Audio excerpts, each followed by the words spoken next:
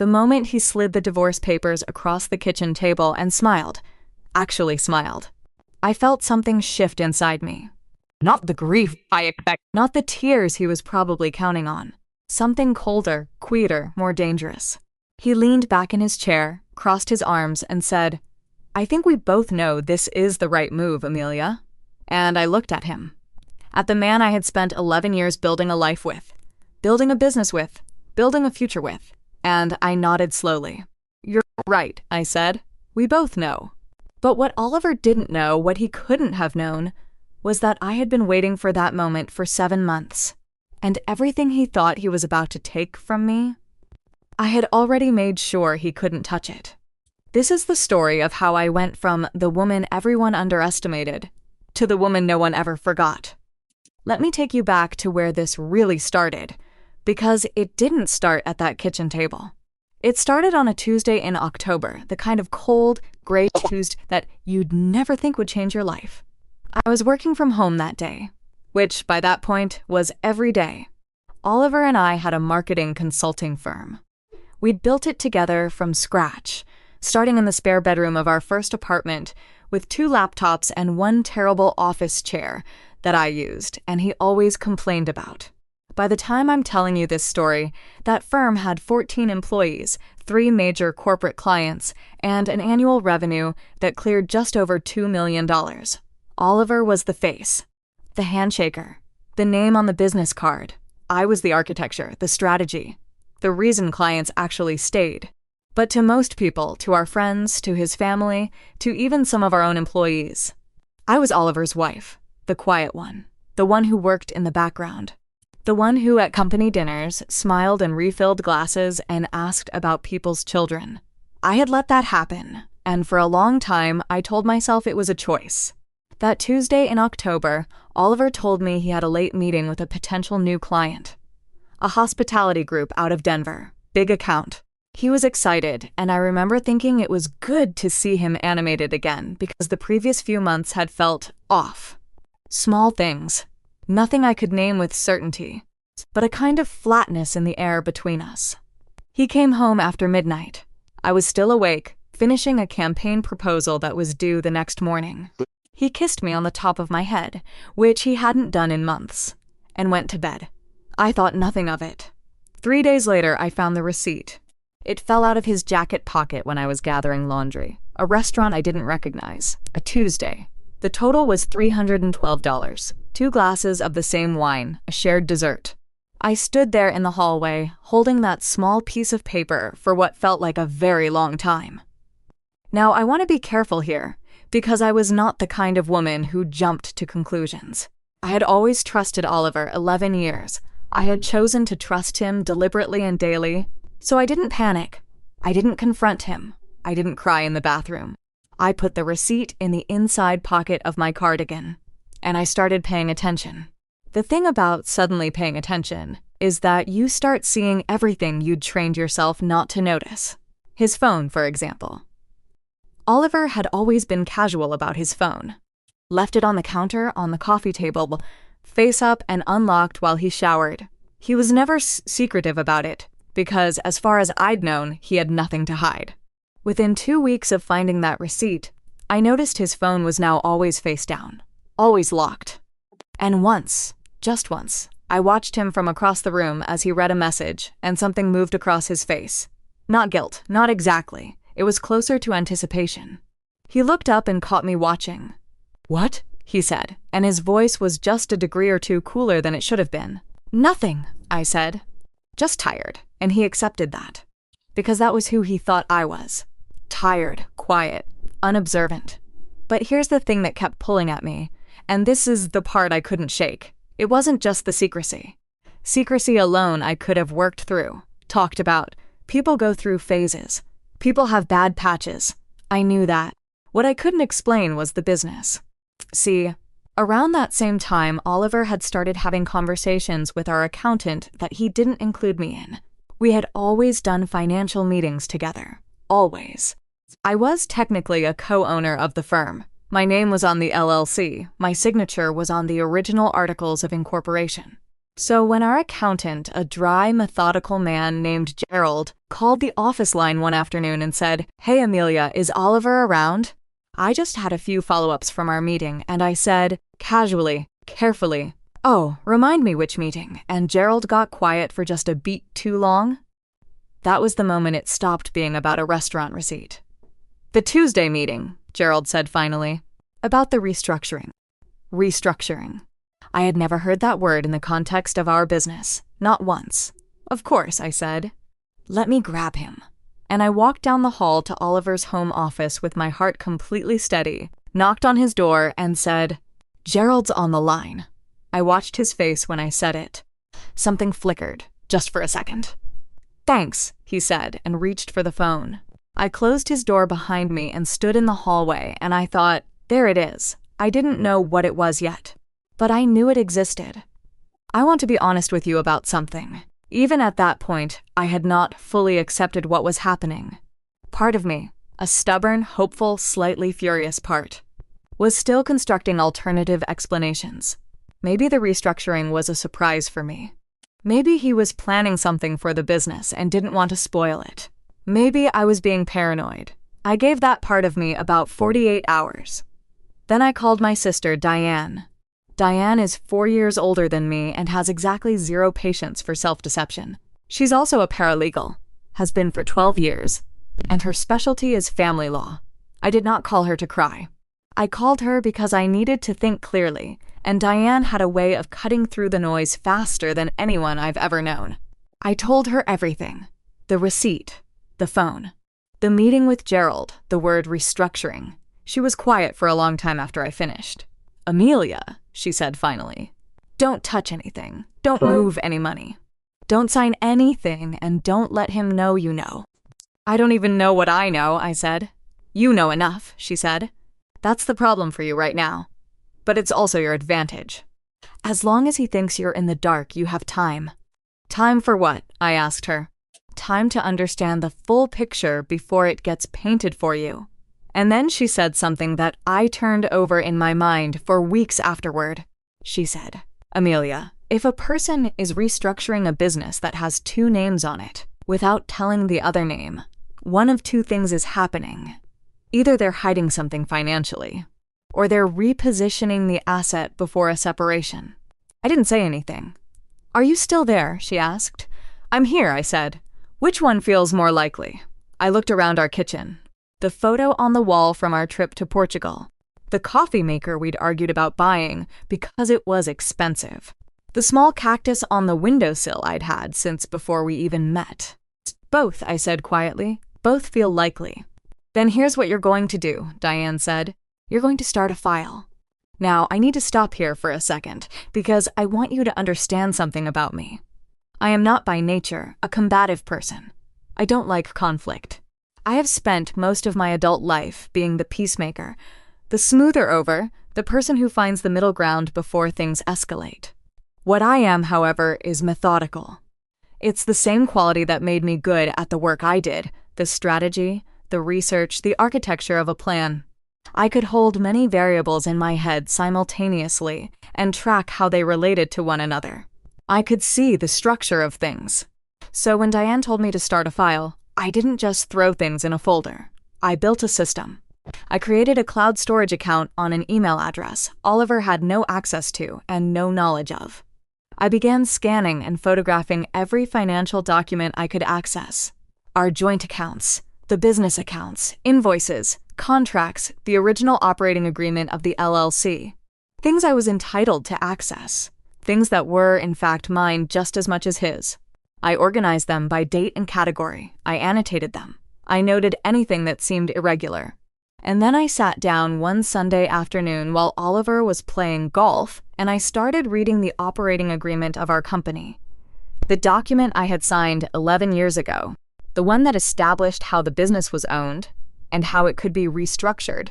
And I read it like I was reading it for the first time, which, to my shame, I essentially was. What I found changed everything. Our LLC was structured as a 50-50 partnership. That was not a surprise. What I had not focused on, what I had trusted and then forgotten, was a clause buried in Section 7, Paragraph 4. a clause that said, in the event of any restructuring, acquisition, or change in equity distribution, both partners must provide written consent. Both partners. I read that sentence 4 times. Then I called Diane.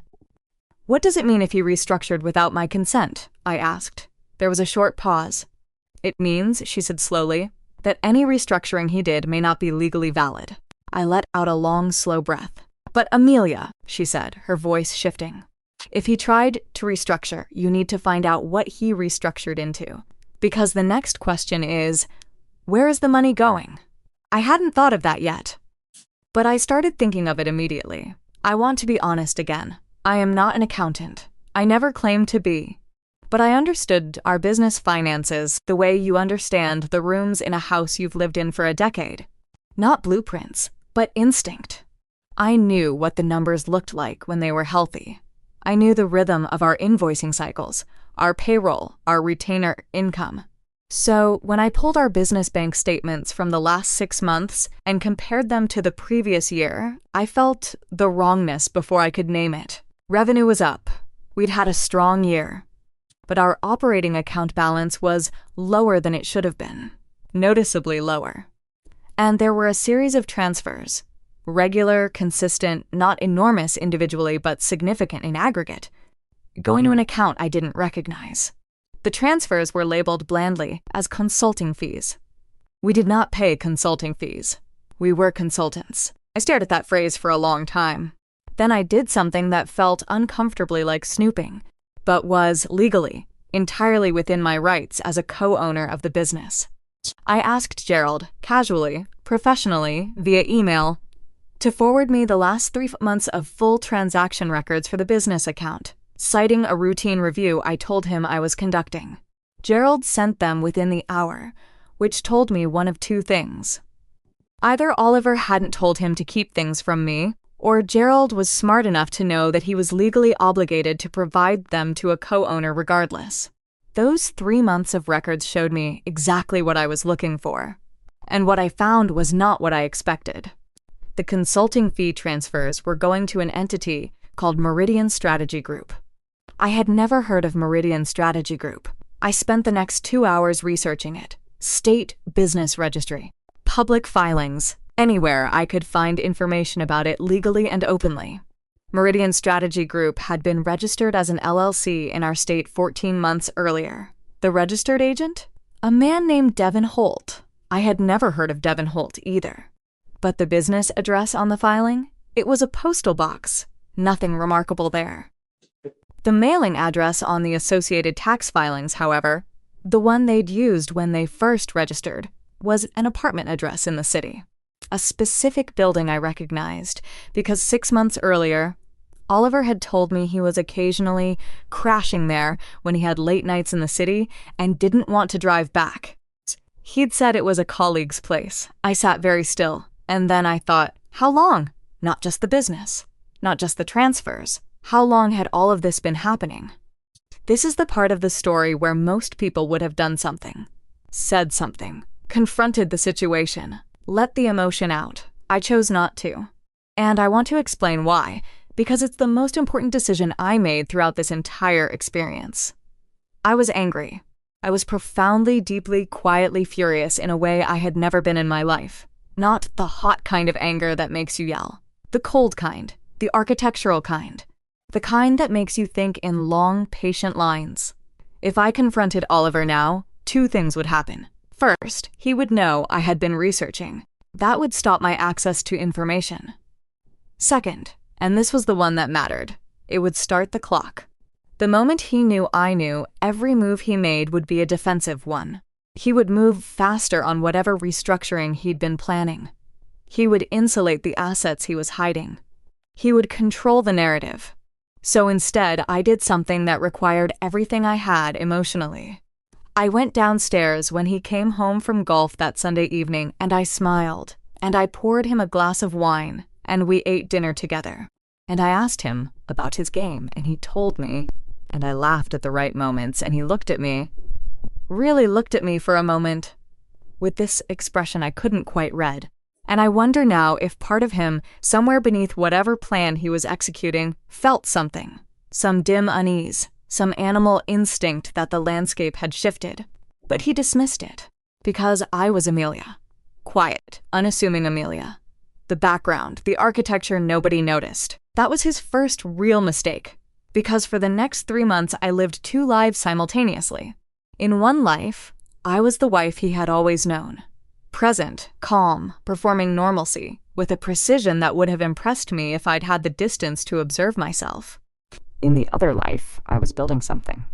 Diane had connected me to a family law attorney named Catherine Park. Catherine was small, impeccably dressed, and had the demeanor of someone who had heard every single variation of human betrayal and had simply stopped being surprised by any of it. Within our first meeting, she looked at the documents I'd brought, adjusted her glasses, and said, "This is good work." I told her I didn't feel like it was good work. I told her I felt like I was losing my mind. She looked at me and said, "The two are not mutually exclusive, keep going." And so I kept going. Over the following weeks, Catherine and her team pulled together things I hadn't been able to find on my own. But crucially, everything through entirely legal channels. Discovery requests, public records, business filings across multiple states. What emerged was a picture I could not have imagined constructing in the beginning. Oliver had not just been having an affair. That was almost the least interesting part of the story. And I say that with a kind of removed awareness of how strange it sounds. The woman was named Lauren. She was 31.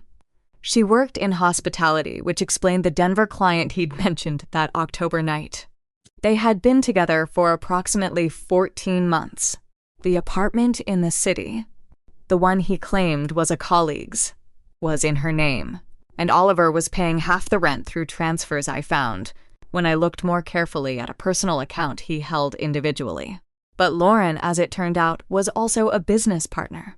Meridian Strategy Group, the entity receiving the consulting fee transfers, was a joint venture between Oliver and Lauren, registered 14 months prior, right around the time their relationship had apparently started. Here's what they appeared to have been building: a parallel consulting firm, using our firm's client relationships, our firm's intellectual property, our firm's methodologies, and our firm's money to establish a competitor. The plan, as best as Catherine could reconstruct it, was for Oliver to exit our LLC, take what clients he could with him, and move them into Meridian, which he and Lauren would operate together. For this to work cleanly, he needed to reduce my claim on our firm's assets before filing for divorce. Hence the restructuring. Hence the consulting fee transfers, which were effectively moving money out of our shared asset into one that I had no legal standing in. He had been preparing this for over a year. A year. I sat in Catherine's office after she laid this all out, and I looked at the wall behind her head, and I thought about the morning 2 years ago when Oliver had surprised me with flowers because, as he'd put it, he just appreciated everything I did. I thought about the trip to Portugal. I thought about 11 years of Sunday mornings and shared coffee and a small cactus on a windowsill. "Are you all right?" Catherine asked. "I'm deciding whether I'm going to cry," I said. She waited. "No," I said finally. "Not yet." "Good," she said, and there was no cruelty in it. "Just focus. 'Cause here's the thing, Amelia. He doesn't know we have any of this, and what we have is significant. The restructuring violates your operating agreement. The money transfers, depending on how we characterize them, could constitute diversion of marital assets and possibly breach of fiduciary duty. The use of our firm's intellectual property to establish a competing business is its own separate issue." She leaned forward slightly. He walked into this thinking he had all the cards. He doesn't have any of the cards, but the moment he files for divorce, the clock changes. So we need to be ready. "How ready?" I asked. She smiled very slightly. "Completely. Before I tell you what happened next, I need you to understand something about who I was when I married Oliver. Because I think it matters. I think it matters for why what he did stung the way it did, and why what happened after felt the way it felt. I was 26 years old when we started the business. We weren't even engaged yet. We were just 2 people who believed in each other and had a shared idea and a ridiculous amount of optimism. I had turned down a full-time position at a large agency, a real salary, benefits, stability, because Oliver said, "If we're ever going to do this, we do it now." And I believed him. I chose him over security. In the early years, there were months we couldn't pay ourselves. We ate a lot of pasta. We argued about money in that low, careful voice couples use when they're scared. I remember one February, our second year, when we lost our first big client and I stayed up for 3 nights in a row, rebuilding our pitch strategy from scratch, alone. While Oliver managed the client calls that I was coaching him through on index cards I'd prepared. He thanked me afterward. He always thanked me. "You're the reason this works," he used to say. I believed that was love. I believed that saying it meant he understood it, valued it, would never use it against me. But here's what I learned. There's a kind of person who sees your value and uses it, and then, when they no longer need it or want it, they try to extract it from you the way you'd extract a component from a machine, carefully, quietly, before the machine notices. Oliver had watched me for 11 years. He knew exactly what I contributed. And so his entire plan was built around a single assumption, that if he moved carefully enough, he could take everything I'd built and leave me with nothing before I ever understood what was happening. He underestimated one thing. He underestimated me. 7 months after I found that restaurant receipt, 7 months after I had built my file, gathered my evidence, prepared my legal position, and lived 2 lives inside a single house, Oliver slid the divorce papers across the kitchen table and smiled. I mentioned this at the beginning, but now you know what that smile meant. He thought he was executing a plan that I had no knowledge of. He thought those papers would hit me like cold water, shocking, disorienting, leaving me scrambling. He thought I would cry and ask why, and he would offer me something slightly less than fair as a settlement, and I, overwhelmed and unprepared, would take it.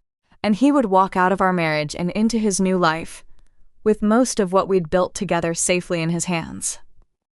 "I think we both know this is the right move, Amelia," he said. "You're right," I said. "We both know." He looked at me a little more carefully then, just for a moment.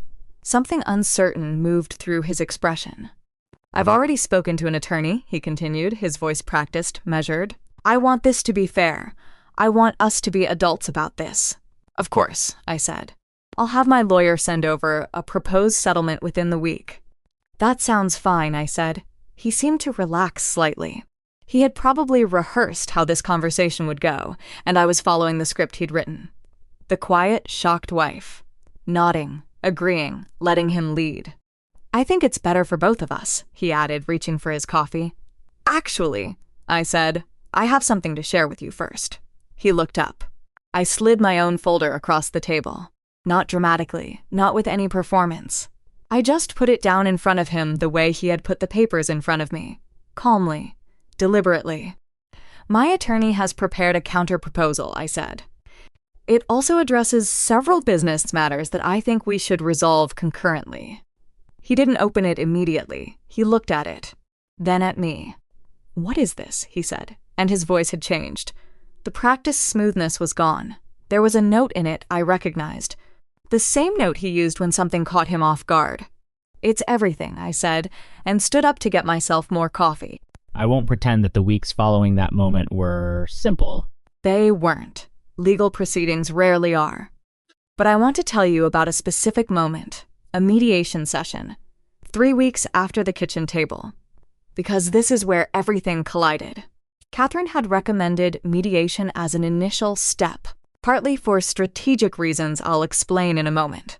Oliver arrived with his attorney, a man named Bradley, who wore expensive suits and spoke in long, deliberate sentences designed to make opposing counsel feel they were being given a favor.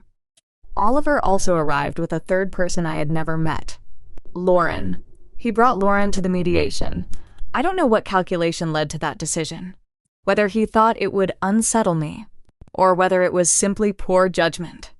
But she sat in the waiting room and I saw her when I came in, and I want to be transparent with you. I felt something sharp and hot move through my chest when I saw her. I breathed through it. Catherine touched my elbow very lightly and said nothing.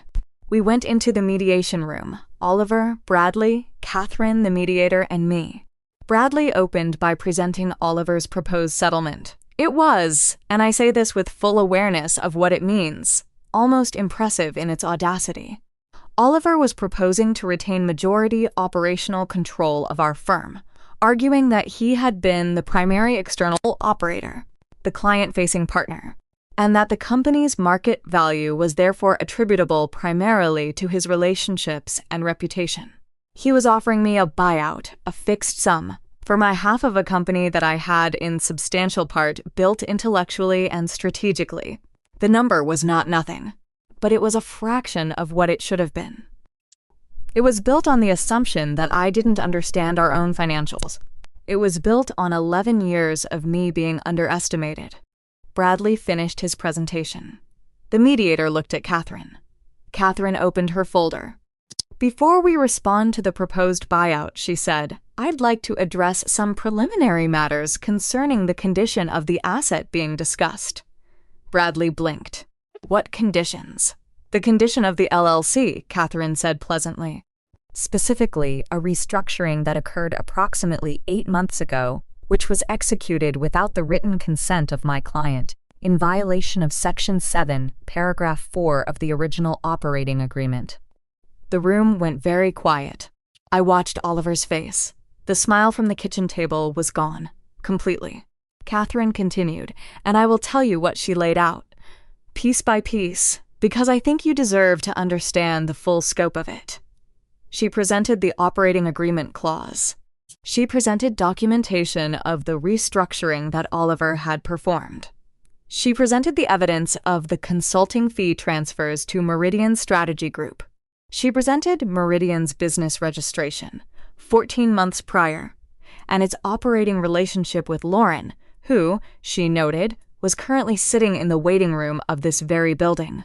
She presented evidence that Meridian had received, in the preceding 12 months, transfers that amounted to approximately $340,000 from our firm's operating account. $340,000. Bradley's expensive suit seemed to somehow become less impressive the longer Catherine spoke. Oliver had gone the color of old paper. These transfers, Catherine said, represent, at minimum, unauthorized diversion of marital assets. They also represent potential breach of fiduciary duty as a business partner, and my client will be pursuing full recovery of those funds. Furthermore, the use of our firm's proprietary methodologies, client research, and intellectual property in the establishment of Meridian Strategy Group constitutes a separate matter we intend to address. She closed her folder. Additionally, she said, almost as an afterthought, and I had asked her to deliver it this way as an afterthought, because I knew what it would do. My client has been in contact with 3 of our firm's current retainer clients, all of whom were approached by representatives of Meridian in the past 4 months. 2 of those clients have provided sworn affidavits confirming that Meridian solicited their business using materials that were clearly derivative of work produced under our firm's contracts. Bradley leaned toward Oliver and said something very quietly. Oliver sat back in his chair. He had the look of a man who had walked into a room expecting it to be empty and found it full of people who had been waiting for him. "We'll need a recess," Bradley said. "Of course," Catherine said. "Now, I want to tell you about a detail that happened during that recess, because it is the part of this story I think about most." I was in the hallway, and Oliver came out of the mediation room and stopped when he saw me. His attorney was behind him but had paused to take a phone call, so for a moment, just a moment, it was only us. He looked at me for a long time, really looked at me. And I saw something I wasn't entirely prepared for. It wasn't anger. I had expected anger. It was something closer to recognition, like he was looking at me for the first time and realizing who I actually was. Not the quiet wife, not the background. The person who had been there the entire time, watching, thinking, building, and who he had fundamentally, catastrophically miscalculated. "When did you find out?" he asked. His voice was stripped of everything, the practiced smooth tone, the performance of confidence. He just sounded tired. "October," I said, "the restaurant receipt." He closed his eyes briefly.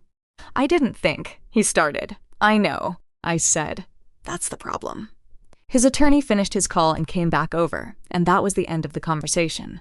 But I thought about it afterward. I thought about what he'd started to say. I didn't think you'd, what, find out, fight back, know what you were worth? All of the above, probably. The mediation ended that day without resolution, which was exactly what Catherine had predicted. Bradley needed time to consult, to recalibrate, to understand the full scope of what they were dealing with. What followed was not swift. Legal proceedings rarely are. But the direction of things had changed completely. When Oliver's restructuring was reviewed, it was invalidated, as Catherine had predicted it would be, given the operating agreement violation. The transfers to Meridian were categorized in our proceedings as diversion of marital assets. The business was valued by an independent firm at approximately $2.8 million, significantly higher than what Oliver's proposed settlement had been built around. The intellectual property issue with Meridian took longer, and I will tell you, Facilini, that it was not fully resolved in the way I initially hoped. These things rarely are. But the two clients who had provided affidavits returned their business to our firm. And the reputational damage to Meridian from the proceedings was, as one of our clients put it to me afterward, pretty significant. Oliver settled. He did not go to trial. Given what we had, his attorneys advised settlement, and I understood why. Under the final agreement, I received my full 50% equity in the firm, liquid at fair market value. I received a share of the recovered transfers. I retained full ownership of the firm's intellectual property portfolio, including the methodologies and proprietary frameworks I had developed over 11 years. And Oliver? Oliver departed the firm entirely by agreement, with a structured payout over 3 years. In practical terms, the firm he had tried to walk out of our marriage with became definitively and legally mine. I want to tell you about the day the final settlement was signed. It was a Tuesday, another Tuesday, which felt like a small cosmic joke. I sat in Catherine's office and signed my name on the last page of the final agreement, and Catherine said, "Congratulations, Amelia!" And I thought I would feel something large and triumphant. I didn't. I felt quiet. Not sad exactly, not hollow, just quiet the way you feel after a very long walk when you finally sit down. A specific exhaustion that is not unpleasant. I drove home. I made tea. I stood at the kitchen window where the small cactus still sat on the sill. I had kept it, which perhaps tells you something about me. And I looked out at the yard. And I thought about the version of me who had stood in this kitchen 11 years ago. Choosing a spare bedroom office over a stable salary. Choosing hope over certainty. Choosing a partner I believed in completely. That woman had not been wrong to hope.